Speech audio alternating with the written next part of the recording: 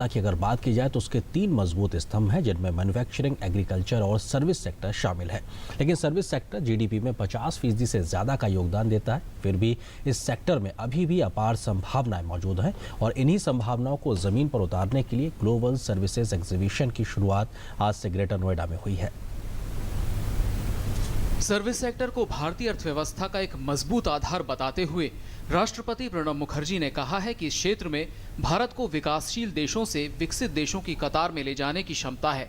दूसरी global services exhibition का उद्घाटन करते हुए राष्ट्रपति ने कहा, आईटी आधारित सेवाओं ने भारत को सूचना प्रौद्योगिकी के केंद्र के तौर पर स्थापित किया है।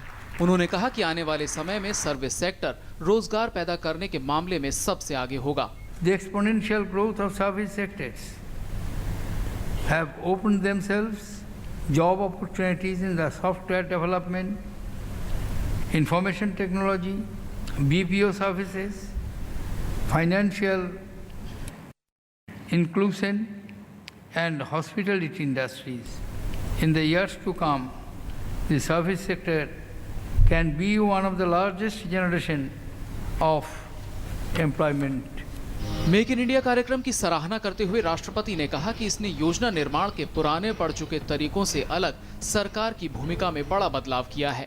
The Make in India initiative of the government is a comprehensive and unprecedented overhaul of outdated process and policies. It represents a complete change of the government mindset. केंद्रीय संचार मंत्री रविशंकर प्रसाद ने कहा कि आईटी के क्षेत्र में भारत की मजबूत स्थिति का फायदा सर्विस सेक्टर को भी मिला है। 1 अरब से ज्यादा मोबाइल फोन उपभोक्ता आईटी आधारित सेवाओं के लिए एक मजबूत आधार दे रहे हैं। गांव-गांव तक ऑप्टिकल फाइबर कनेक्टिविटी पर काम चल रहा है। वहीं निर्यात में आईटी की हिस्सेदारी 45% तक पहुंच चुकी है। India today is home to 1 billion plus mobile phone. 1 billion Indians are on verifiable digital identity where you can deliver the services and do everything. वाणिज्य मंत्री निर्मला सीतारमण ने कहा कि सर्विस सेक्टर में भारत की कामयाबी का अंदाजा इस बात से लगाया जा सकता है कि देश के जीडीपी में सेवा क्षेत्र का हिस्सा 50% है। The importance of India in the global services sector is being recognized.